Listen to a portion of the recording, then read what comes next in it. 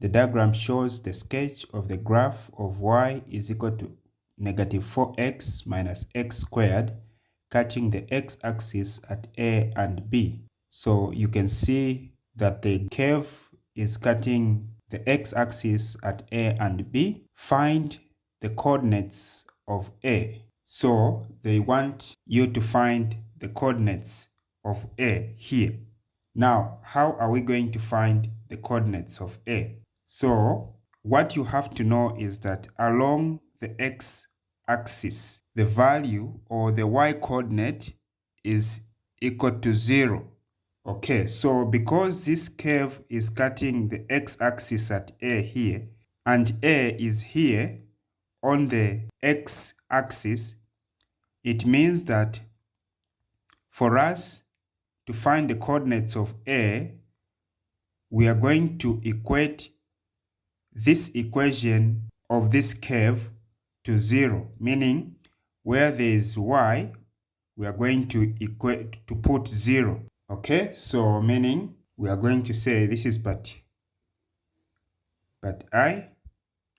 We have the equation y is equal to negative 4x minus x squared.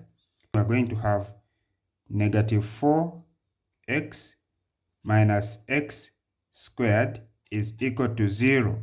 So now we can solve this by factorization. So the highest common factor between these two terms is negative x. Negative 4x divided by x is positive 4. So negative 4x divided by negative x is positive 4. Then negative x squared divided by negative x is positive x is equal to 0. So we are going to have negative x being equal to 0, or 4 plus x is equal to 0. So to get the value of x here, we're going to divide by negative 1, negative 1. Then here we're going to take this 4 to the other side and it to be negative. So we're going to have this and that cancelling. Then we'll have x positive is equal to 0. Or when this goes to the other side to be negative, what will remain is x is equal to negative 4. All right, so we have found two values of x, 0 and negative 4. So now when we come back to our graph here, this is the origin, and on the origin, this is 0, 0. So which means this x value, which is 0, belongs to the origin. And when you go to the left of the origin, the numbers become negative. So meaning here, the coordinate is negative 4. Okay, so the coordinates here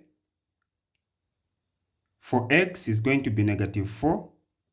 Then for y is 0, because along this x-axis, the y coordinate is 0. So these are the coordinates of A they wanted.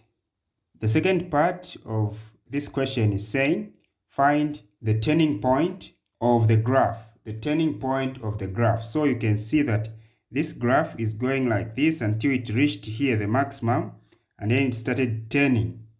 So they want us to find the coordinates here of the turning point, the x and y coordinate here. All right, so this is the second part. So for you to find the turning point, first of all, you need to find the x coordinate. So the x coordinate is given by x is equal to negative b over 2a. Now, in this equation here, or this equation that we've been given, what you have to know is that the term that has x squared will always be a. And the term or the coefficient of x will always be b. Okay? So meaning we're going to substitute in there, we're going to say negative b is negative 4 here, the coefficient of x is negative 4. Then over 2 times a is the coefficient of x squared, which is negative 1 in this case, so negative 1 is equal to negative times negative, we have positive 4 over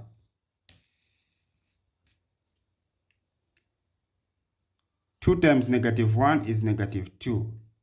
And then 4 divided by negative 2 is negative 2. So meaning the x coordinate here is negative 2. Now, for us to find the y coordinate, we are going to rely on this equation, the equation that you've been given here. Meaning everywhere where there is x in this equation, we're going to replace a negative 2 because we found that the x coordinate is negative 2. So we're going to replace this negative 2 in everywhere where there's x there. So we're going to say, okay, so we have the equation that we've been given as y is equal to negative 4x minus x squared. So we're going to have y is equal to negative 4, then x is negative 2 minus negative 2 squared. Then we'll have y is equal to negative 4 times negative 2 is positive 8 minus negative 2 squared is positive 4. Y is equal to 8 minus 4 is 4.